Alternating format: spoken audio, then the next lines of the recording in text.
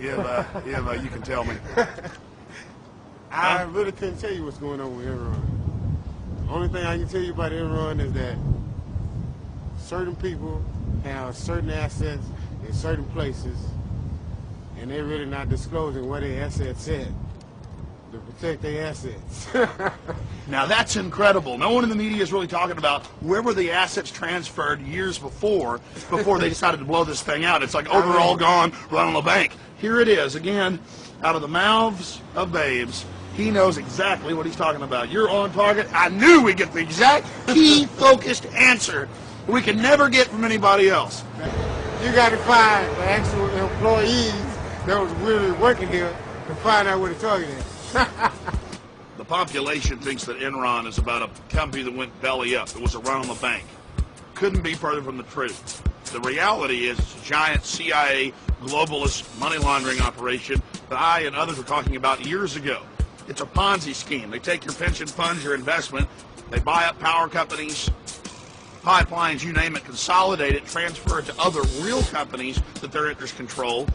Then they blow out the entire company, have some stage-managed theatrical event whitewashes in Congress, and you buy it. Don't buy it for a single solitary second, because more economic crises are coming. This is how the scam is pulled. Just like 1929 America, I assure you, the stock market is not safe. I mean, you can buy anything with assets. You can buy anything in H Town. Exactly, real tangible stuff. They've been transferring, and then they blew the dummy scheme out after the last old lady invested money in it. The stockbroker said it's the best. CNN says it, and you can trust them. They care when you're... You can't trust CNN. I mean, really, it's wrong to even speak out against this CIA money laundering operation. The neighborhood I grew up in, Boyle Heights in East LA and Los Angeles, police weren't necessarily our friends. I think the experiences we had growing up, that they weren't always there to necessarily help you first. You know, there were situations you'd find yourself in that just seemed unfair. I think that, you know, it has a lot to do with money and the perception that gives people. As people with money are less likely to be aggressive physically than poor people, and I think that stereotype is kind of carried out in a lot of the way. Well, I would add to that, though, because I've interviewed a lot of police. The establishment also has said that people that fit the stereotype of being poor or disadvantaged are easier to abuse, and then there aren't lawsuits and they don't get in trouble. Sure, I mean, the legal system, it costs a lot of money to represent yourself. Money does make a difference. And yes, my friends, there really is an Illuminati. There really are 13 families. They own the big banks, print the money, and they have stated publicly that they plan to get all of us, that's 95 to 80% of us, out of the way to engineer a servant class and to totally take control of the evolutionary development of the human species. Well, I'm not sure I believe in what you're saying there, Alex. It seems a little far-fetched to me. All one has to do is investigate FEMA, read the founding documents. It's been around since 1933, though they gave it the name in 1979. And I've got Senate hearings on tape where they talk about the concentration camps that FEMA is involved in constructing and maintaining. In fact, the agencies that were merged to create FEMA were the agencies that actually kept the Japanese Americans during World War II in internment camps. And FEMA's already activated. 4 days after September 11th, President Bush activated 500 dormant clauses, activating all of the FEMA powers. FEMA can take over every radio, television station, every transmission, satellite uplink since '96. I don't think that FEMA would ever have the power to impose any kind of martial law. That's only can be authorized by an act of Congress. And so I don't really see how the transfer of power would happen unless you're talking about an actual military takeover That's not through the NSC. Go read the executive orders on FEMA. How would it happen? Look, it's already happening. The bunkers are in command right now. Get out of here. It's Virginia. Look, it's incremental.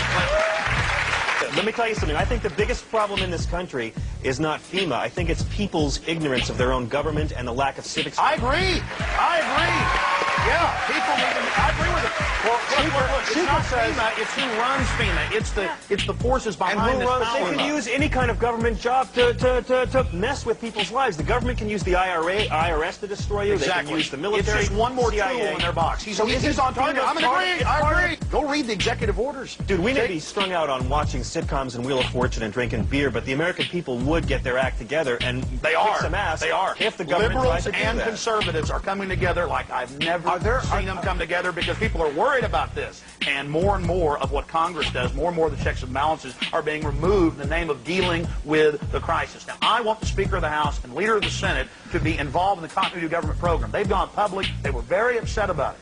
But we got a problem here when the Speaker of the House, a Republican, and the Leader of the Senate, a Democrat, are both. We keep talking about like how FEMA is going to take over the government and stuff. I'm just wondering exactly how will they do that? You haven't quite explained that yet. Again, it's by incrementalism. They're not going to announce they're taking over. Incrementally, they've been doing it, and by using disasters, especially terrorist attacks, it would be quite easy to expand the power to condition the people to accept that level of tyranny. So it's through crises, through problem, reaction, solution, that we would see an expanded takeover. But how? How are they going to do it? Well, it's a Richter scale of martial law, of tyranny. I'd say we're at about 5 or 6 right now, and the mercury's rising. Again, John Ashcroft, you're talking about taking away civil liberties bit by little bit by little bit, and I think a lot of my Democratic friends are a bit too hysterical about what's gone down. But well, again, I'm not a Democrat, but I see no evidence of any of this. I see no evidence of any of that. Of what? Yeah, what evidence is okay. I mean, USA Patriot Act. Now a threat overseas could end up being a threat to the homeland. And in order to protect the homeland, these good people have got to be able to share information. Those who criticize the Patriot Act must listen to those folks on the front line of defending America. The Patriot Act defends our liberty, is what it does, under the Constitution of the United States.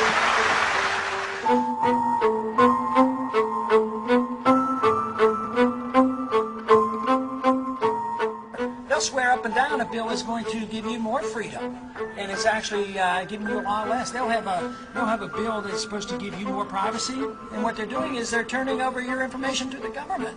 In the Patriot Act, Section 802 says that all crimes are an act of terrorism, and now it's in the news. They're using it to go after strip bar owners, county commissioners who might have taken a payoff for zoning rules, zit-faced kids who were found with a bag of marijuana. They're charging thousands of people under the Patriot Act that have no connection in any way to acts of terrorism.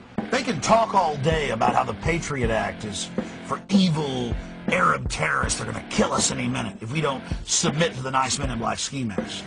But we've all seen evidence. Mike Wallace calmly argues with somebody who's complaining about his limo driver double parked, and he's savagely arrested by the taxi police.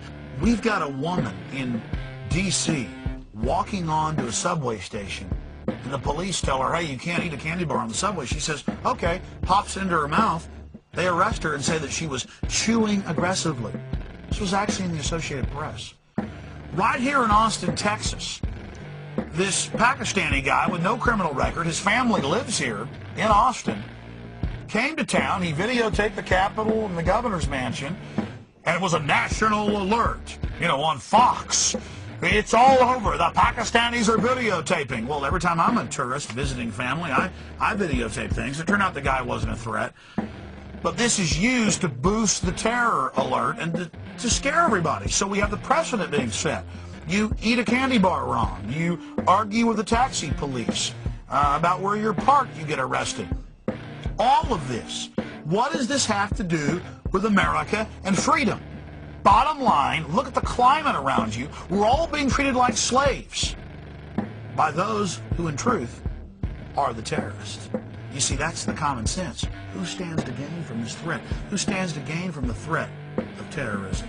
The military-industrial complex. That Congress, a few weeks ago, before it left on recess, by a 3-to-1 margin, passed an amendment that effectively struck down the sneak and peek section of the bill, which gives government the right to go into somebody's house without a warrant, without announcing, in effect, that you're doing a search, which, according to our Bill of Rights, people have to be notified.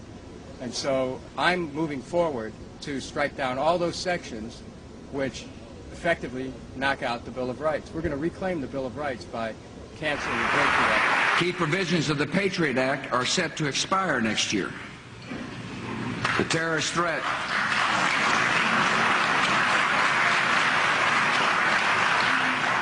Let me tell you something. These people have said, Rand Corporation and others have said, the entire economy will be prisons, police in black ski masks, a Nazi Germany-like nightmare.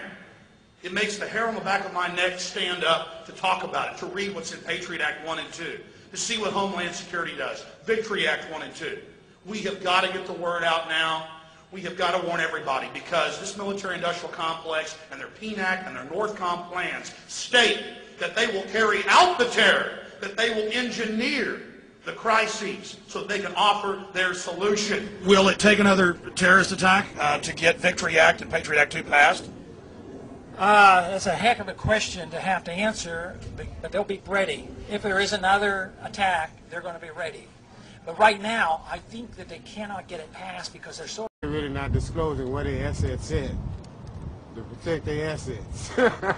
Now that's incredible. No one in the media is really talking about where were the assets transferred years before they decided to blow this thing out. It's like, oh, they're all gone, run on the bank. Here it is again. What are you talking about? The population thinks that Enron is about a company that went belly up. It was around the bank.